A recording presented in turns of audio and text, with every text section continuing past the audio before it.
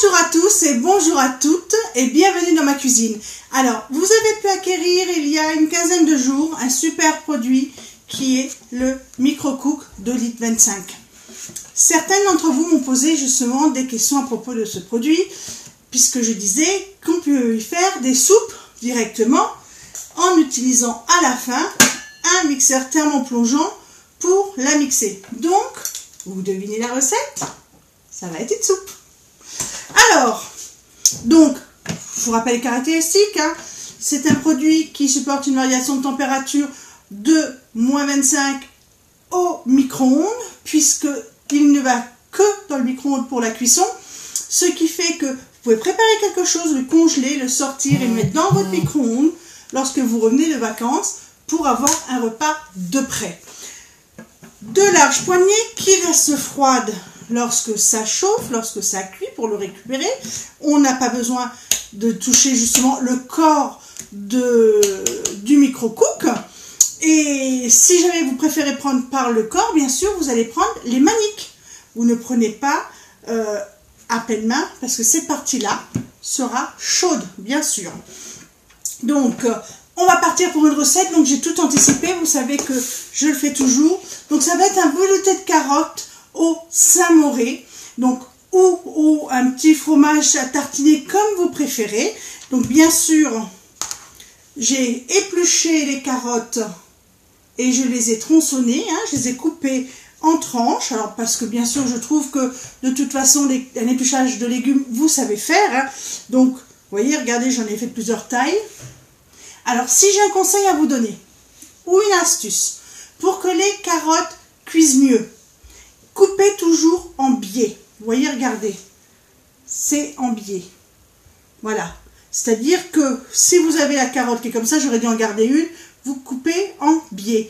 Ça va couper en fait les fibres, ça va casser les fibres de la carotte et ça cuira beaucoup plus rapidement. Donc, mes carottes, je les mets dans mon Micro-Cook. Déjà. Mais on ne va pas s'arrêter là. On va en fait, alors je pousse un peu comme ça, vous allez voir, en laissant les Micro-Cook sur le côté, il va nous falloir un petit peu de jus d'orange et il nous faut aussi un oignon. Donc je vais prendre un oignon que j'ai épluché, on va voilà, le hacher dans le turbo-top. Alors je le coupe, vous voyez, hein, simplement, grossièrement. On va le couper en 8, c'est le turbo-top. Hop. Et je le coupe pas plus fin, c'est pas la peine, hein, ça ne nécessite pas. Vous savez que le turbo-top, c'est notre robot écologique Tupperware et que nous faisons en fait en 15 secondes 288 coups de couteau avec, donc c'est juste génial. Donc toujours comme ceci, hein, parallèle, jamais en haut, jamais en bas pour ne pas abîmer la ficelle. Et on y va.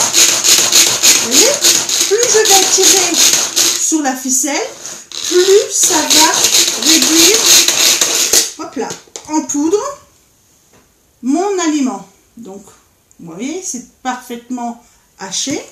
Là, il suffit simplement de le mettre directement dans le Micro-Cook. Vous voyez, c'est des recettes qui sont relativement rapides. Hein. Après, une fois que vous avez fait une première fois une recette de soupe comme ça, vous pouvez très bien faire n'importe quelle soupe à l'intérieur, bien sûr. Hein. Voilà. Hop. Donc, je vais refermer, éloigner pour pas que ça me pique trop les yeux. Et là, on va mettre un peu de jus d'orange. Pour ça, je vais utiliser en fait le 7 en 1, qui est un produit qui est toujours à portée de main parce que justement, il a 7 fonctions. Je ne vais pas revenir sur toutes les fonctions pour l'instant, mais voilà, il a beaucoup de choses à son actif. Mais là, je vais juste utiliser la partie pour pouvoir presser mon jus de fruits. À savoir que ça peut contenir, alors que je regarde de ce côté-là, 200 ml de liquide et il est gradué, donc on verra bien. Donc là, il nous faut de l'orange. Vous n'avez pas une orange fraîche, vous prenez du jus d'orange et il en faut, que je dise pas de bêtises, à peu près 100 ml. Allez, je vais presser mon orange. Et vous allez voir, il n'y a rien de plus simple, hein. Ça, vous savez faire aussi, hein, j'en suis certaine. Hop. Alors, c'est une orange, je pense que j'ai là, mais qui est plus une orange à manger et pas à jus. Donc, j'aurai peut-être pas beaucoup de jus, mais c'est pas grave. Ça suffira quand même parce que ça apportera une petite saveur. Allez, on continue. Et vous voyez que ça va me retenir en plus toute la pulpe.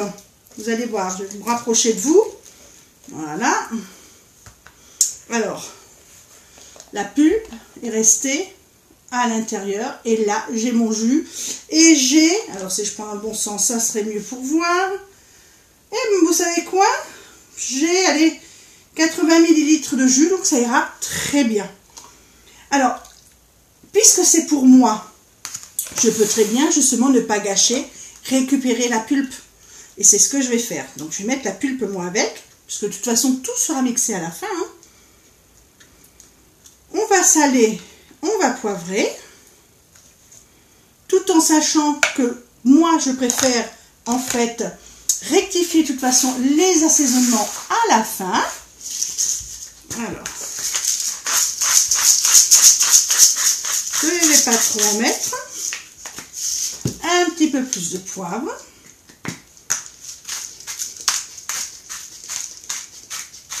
Voilà.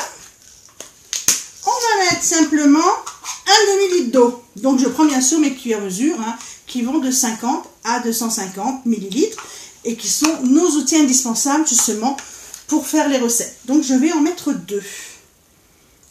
Ce qui me fera la quantité. Alors, imaginons que vous partez en vacances. Moi, je sais que quand je pars, ou que je vais quelque part, et que je sais que je vais devoir cuisiner, et que je ne sais pas si mon ami a certains produits, je pars avec certains de mes produits Tupperware. Imaginons que vous partez avec votre micro-cook, mais que vous oubliez vos grandes cuillères mesure. Comment faire pour savoir, et qu'il n'y a pas de pichet? Comment faire pour savoir comment vous allez mettre 1 ml d'eau? Vous voulez une astuce? Il n'y a rien de plus simple. On a toutes, la plupart du temps, une balance chez nous. Il suffit de mettre notre micro-cook sur la balance, de tarer, et pour l'eau, et uniquement pour l'eau, en fait, 500 ml d'eau seront 500 grammes. Donc, pas de panique.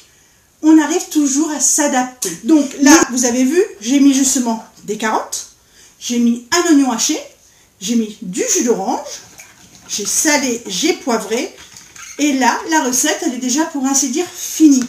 Ça va partir, bien sûr, en cuisson 20 minutes à 600 watts, et je reviendrai, ou je vous ferai une petite vidéo, pour vous montrer justement comment ça se passe pour le mixage. Hein. Donc, 20 minutes 600 watts, on va laisser reposer 10 minutes.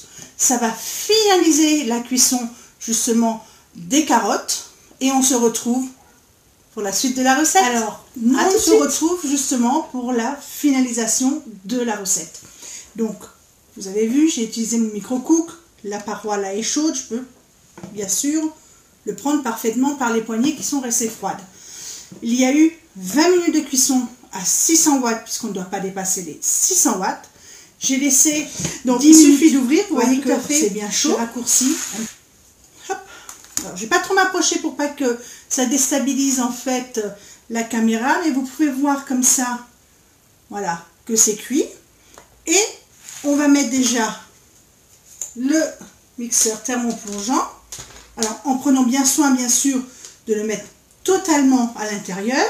Et vous allez voir, bon, ça va faire du bruit par contre, mais ça va fonctionner. Hein. Alors, est-ce que le nez est réglé? Puissance max? Oui. Voilà. Et vous voyez, ça ne craint strictement rien. Et je vais mixer la soupe comme ça, totalement. Hein, on n'hésite pas à ressortir, puisque c'est des carottes. Hein, et des fois, il y a des morceaux un peu plus gros. Donc, autant qu'on puisse avoir un maximum de produits mixés. Voilà, ça commence à prendre tout le monde. Alors je pense que vous voyez Vous voyez, regardez, je m'exprime bien. Et là, je vais faire en fait mon velouté. Alors je le mets comme ça pour pas que ça bascule. Donc vous avez du Saint-Mauré, vous avez un petit Billy, vous avez juste du fromage frais comme ceci de n'importe quelle marque de commerce. Hein. Utilisez ce que vous avez. Moi c'est le cas. J'avais les carottes, j'avais mon fromage frais et c'est pour ça que j'ai décidé de vous montrer. Vous n'en avez pas. C'est pas grave. Mettez un peu de crème fraîche à l'intérieur. Donc adaptez de toute façon comme j'ai toujours les recettes en fonction aussi des envies que vous avez et des produits que vous avez chez vous. C'est pas parce que l'on est confiné qu'on ne doit pas manger correctement, sainement avec ce qu'on a chez soi pour éviter de sortir. N'allez pas exprès chercher du fromage si vous avez de la crème fraîche. On est d'accord.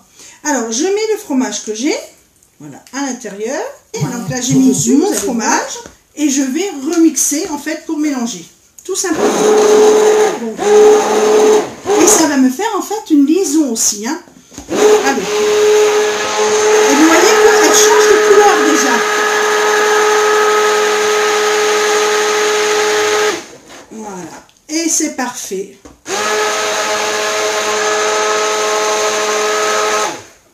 Et voilà. Allez, je dévisse. Et je vais me rapprocher pour que vous voyez parfaitement. Voilà, la soupe au Saint-Mauré ou à ce que vous avez chez vous est prête. Il n'y a plus qu'à la déguster. Alors, on peut très bien la présenter dans des petits, si vous avez chez vous, puisqu'ils ne sont plus au catalogue linéaire actuellement, dans les petits, vous savez, les petits bols à gras. Vous en mettez un peu. Pourquoi pas, éventuellement, si vous avez des invités, les bluffer en faisant une chantilly salée ou en parsemant votre soupe de petits éclats de foie gras. Il y a plein de choses sympas à faire. Ou alors des baies de Sichuan. Voilà, il y a beaucoup de choses. Laissez une tuile aussi. Plus je vous parle, plus j'ai des idées qui m'arrivent comme ça. Une tuile de parmesan. Une tuile... qu'est-ce qui pourrait être sympa? Ben tiens, les Normands, pourquoi pas une tuile de camembert? Ça pourrait être top aussi. Voilà, faites ce que vous voulez avec vos envies, avec ce que vous avez chez vous. N'hésitez pas, bien sûr, comme je dis toujours, à inviter vos amis sur le groupe, parce que plus l'on est, plus il y aura de partage, et plus je pourrai aussi mettre des actions en place pour vous gâter, vous qui êtes derrière votre écran. N'hésitez pas non plus, quand vous faites les recettes que je vous présente, de me mettre les photos sur le groupe, avec un grand plaisir. Partageons nos expériences et ce que l'on aime. Donc, comme je vous dis tout le temps, prenez soin de vous et restons connectés pour d'autres recettes. Et à très vite. Bye bye, bonne journée.